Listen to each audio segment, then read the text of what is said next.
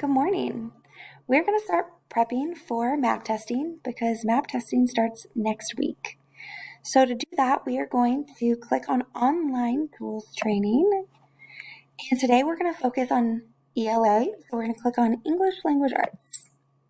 When you do, you'll see a drop down of grades. And you are going to click the grade that you are currently in. So my 6th graders, you're going to click on grade 6. My 7th graders, grade 7, and my 8th graders, you are obviously going to click on grade 8.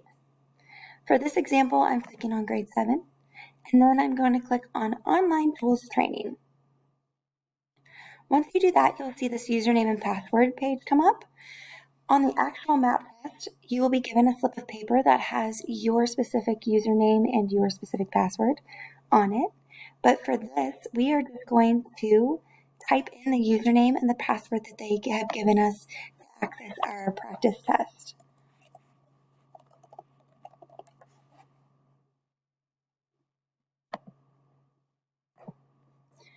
So then we're going to click continue, and you will click on ELA, whatever grade you chose, which should be the grade that you are in. Then we're going to click next, and these are just some navigation tools in which we're going to actually go over in this video, so you don't necessarily need to read them, but you are more than welcome to. And you're going to click next through all of these. It's going to feel like it's forever, but eventually we will get to the screen that says Begin Test, and we're going to click that.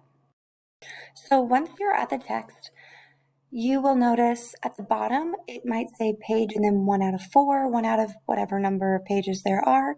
And that means that this is not the only page in that text.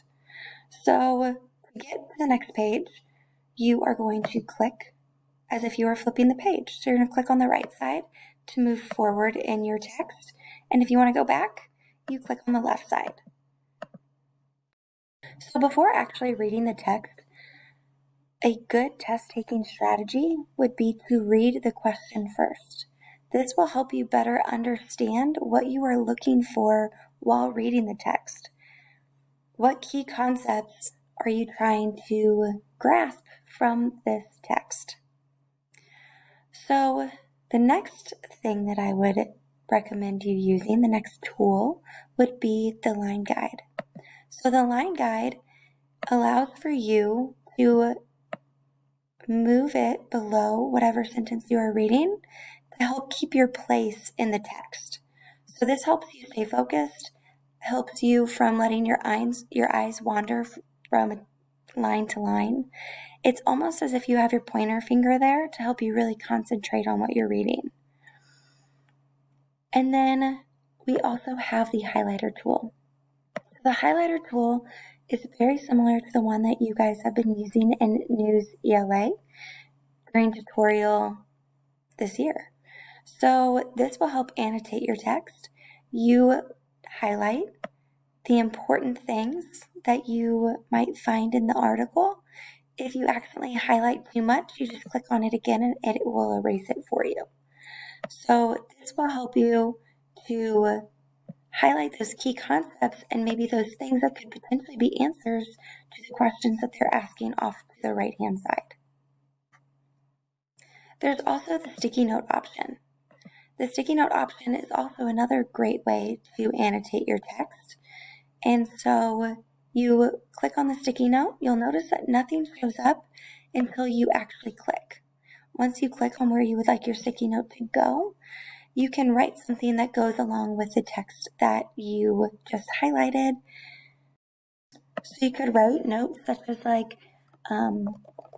question 1, and that would help you to remember, oh, that's where my question 1 answer is. Or you could type things like possible answer. Right? So things that can help you go back to the text. You can also summarize the things that you just highlighted. You can use sticky notes just like you would annotate the text that you've read throughout the year. So those would be the ones that would help you with annotating and reading your text. The next one would be the cross off tool. And this is when you have multiple choice answers. So if you are reading through your multiple choice possible answers and you realize that one of them is just really wrong, then you can exit that one off and know that, nope, that is not a possible answer. And so this will help you to actually see, okay, well, which ones is it left between?